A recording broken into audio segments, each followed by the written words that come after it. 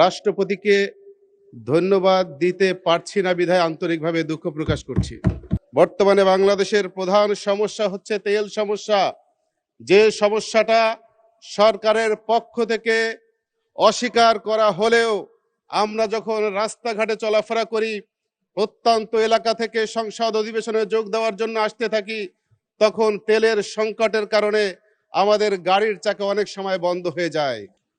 আমি আপনার মাধ্যমে বাগেরহাট ২, বাগেরহাট সদর উপজেলা এবং কোচো উপজেলার সর্বস্তরের জনগণকে ধন্যবাদ জানাই, কারণ তারা অর্ধ লক্ষাধিক ভোটের ব্যবধানে বিজয়ী করে আজকে এই মহান সংসদে আমাকে কথা বলার সুযোগ করে দিয়েছেন।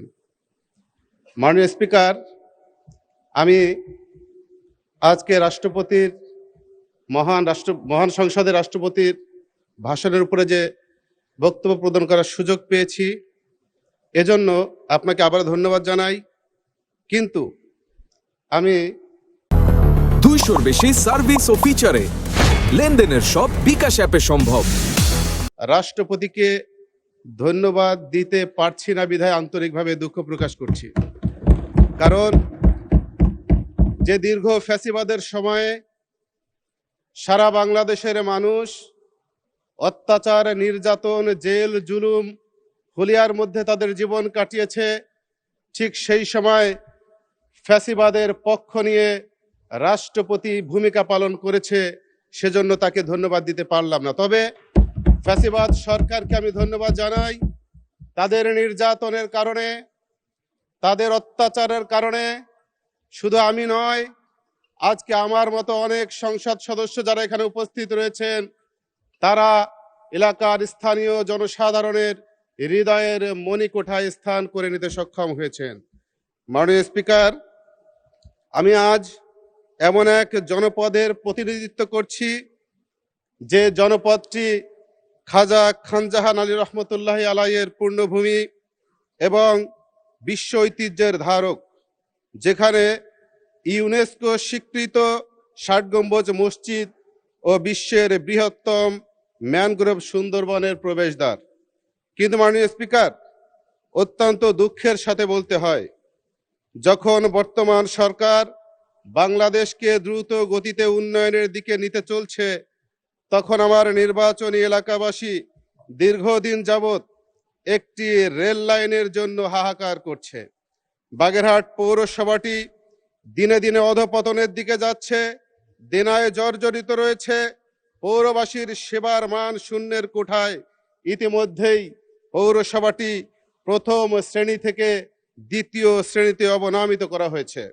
মাননীয় স্পিকার, বর্তমানে বাংলাদেশের প্রধান সমস্যা হচ্ছে তেল সমস্যা, যে সমস্যাটা সরকারের পক্ষ থেকে অস্বীকার করা হলেও আমরা যখন রাস্তাঘাটে চলাফেরা করি, প্রত্যন্ত এলাকা থেকে সংসদ অধিবেশনে যোগ দেওয়ার জন্য আসতে থাকি, তখন তেলের সংকটের কারণে আমাদের গাড়ির চাকা অনেক সময় বন্ধ হয়ে যায়।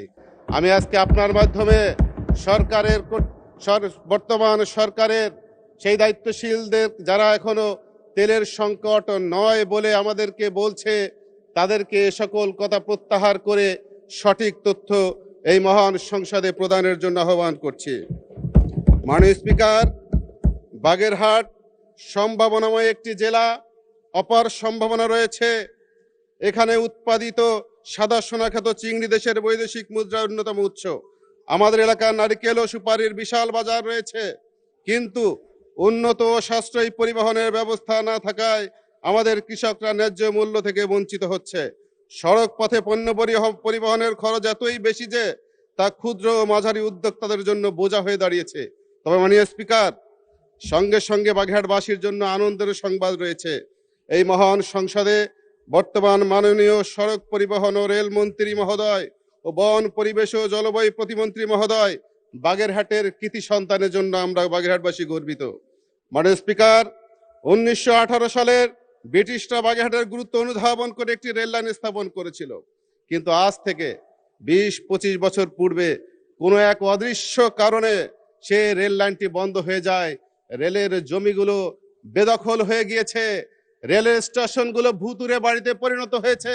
আমাদের বাগেরহাটবাসীর এই দাবিটি মাননীয় স্পিকারের মাধ্যমে রেলমন্ত্রী এবং পরিবহন মন্ত্রীর দৃষ্টি আকর্ষণ করছি। মাননীয় স্পিকার, আজকে আমি আমার সময় শেষের পথে একটি কথা বলেই শেষ করতে চাই।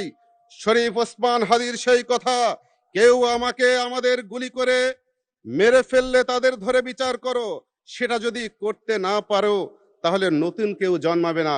মাননীয় স্পিকার, আমি শেষ বেলায় শরীফ ওসমান হাদির হত্যাকারীদের বিচার চাই, যারা গ্রেপ্তার হয়েছে বাইরে তাদেরকে দেশে এনে বিচার করো।